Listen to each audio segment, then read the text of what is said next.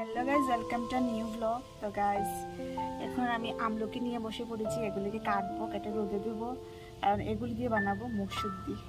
যে এখানে আমলকি নিয়ে নিয়েছি এক ঝুড়ি। এগুলি কালকে আমার পিসির বাড়ি থেকে আওয়ার সময় নিয়ে এসেছি। এগুলিকে কাটবো, কেটে রোদে দেবো।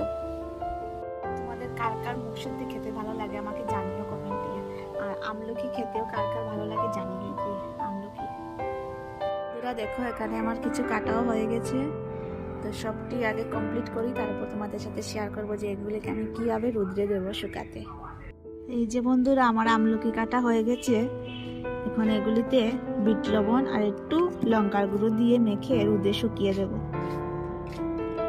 এখানে লবণ আর একটু লঙ্কার গুঁড়ো দিয়ে ভালো করে মেখে নেব। আর থালা হয়েছে, এখানে আমি কেটে রোদ্রে শুকিয়ে দিয়েছি, শুকাতে দিয়েছি। এই যে